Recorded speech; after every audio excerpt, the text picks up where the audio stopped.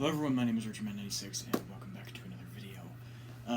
Today we're going to be going over how I got into retro gaming, collecting and whatnot. How I am here today. A lot of that stuff. Just a bunch of my origins from a collector to to pretty much what I am now.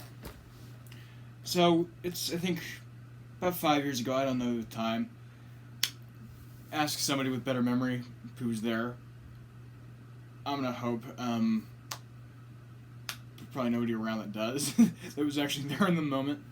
But my friend, Dr. J, he's on YouTube. He's in my feature channels. Let's go check him out. He does a lot of video game modding and whatnot for Smash and other games.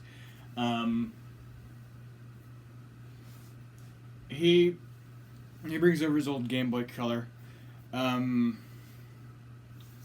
I have a blast, so I gotta get me one of them shits.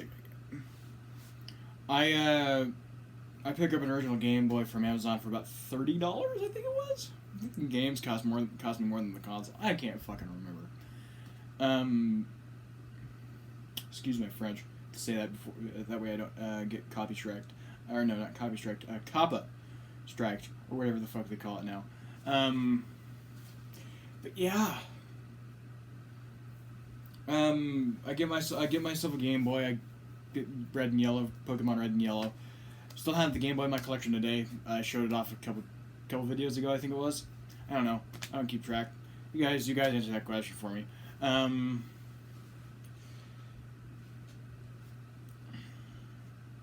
But yeah, a couple of months later, kids start coming to school with old Pokemon cards. They say that, oh, I've got the most valuable vintage Pokemon card. I'm like, I'm about to show you what valuable Pokemon cards are. Just you wait. So a couple weeks later, Dr. J, if you don't know, is one of my many dealers when it comes to the collections. I buy, I think, a vintage Blastoise, a vintage Mewtwo, and a vintage Venusaur. I'll take them out of the deck box because I know I have them stored somewhere. They're sleeved as well, so they don't get damaged. There goes other sleeves. Almost got 60 holographic cards, or like valuable cards, because I keep my valuable cards in a deck box. Oh no, there's cards starting to slip.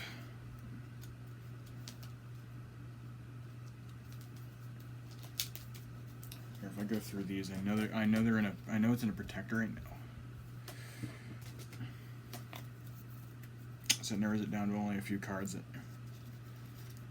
These are like my first ever, like, I think, vintage holographic cards, apart from, here, I'll pull them up as well. I'll pull that guy up as well, if I can find him. My first proper vintage holographic Pokemon card was a Vaporeon card. It's right here. This dude was my first ever vintage holographic card. I still have it in my collection. Because, it's a fucking holographic card. Why would you throw that away unless it's for another holographic? My second vintage holographic was this guy right here. I can't remember exactly what was my fourth. I can't. It was probably my holographic Ditto. Ditto. What the hell? Oh, it's because it's upside down.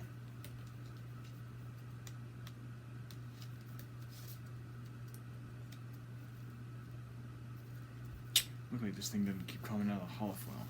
Or sleeve, because those things are tight. Here.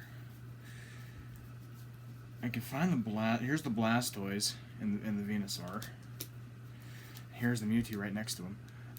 I got those three cards from Dr. J back when he was dealing in his collection. It's like a large portion of his cards. Large portion of his good cards, mind you. Yeah, I had Base Set Mewtwo. Really good card. Really iconic holographic card as well. And then the Blastoise and the Venusaur. Put these back in. So I come to school with those cards. And they're like, "Whoa, where the hell did you get those?" I'm like, "A friend of mine had them, gave him, sold them to me, decent price. Can't exactly remember how much I got them for. You guys do the research on that. Or no, somebody will probably remember. I think it was $5 or something. I don't fucking know. But yeah."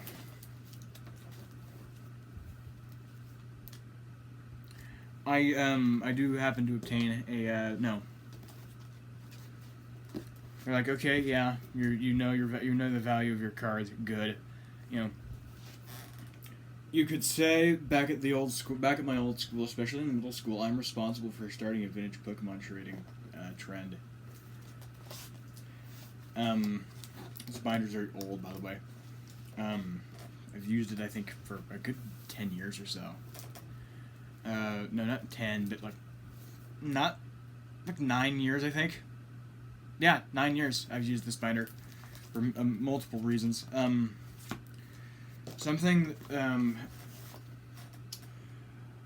came to school with, I think, a Charizard the next day, with a couple months later, and they were like, "Okay, you need to bury that. You are the king of cards." I'm like, "You ain't seen nothing yet, boy." Shortly after, though, I left that school, and I haven't talked to any of them since leaving. But a couple months later, if you guys don't know, I used to have an original Xbox One sitting in my room. Used that to record a lot of the old Minecraft videos back when I went by a different name, which we will not address because there are people who know me by retro watching this. But I gave away that Xbox, and I got a bunch of Pokemon cards. In fact, I still have the original red binder they came in. But this thing is transferred binder. These cards have transferred binders over the years, just because, But what I did, this is just the updated binder. It's a really good binder. It's a Staples binder, but it's I redid it and whatnot. It's supposed to say,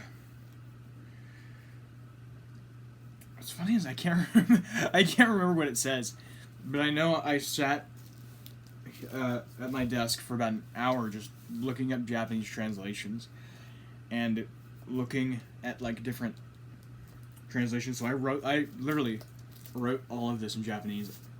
I even did the coloring of this and whatnot. Even did the logo. Even had the Pokeball on it and everything. I did all of it. I used to have little paper tabs that had each of the types in Japanese, but fell off, thrown away. I need to do something about that. But yeah. A few months after that, I stopped collecting cards just because I don't know exactly what cards I exactly need. I know now, I just haven't found them anywhere. I might go down to A1 Comics this weekend and just see what they got. I've got a few cards on my list that I want to pick up. But yeah, I'll let you guys know if I do get any more cards.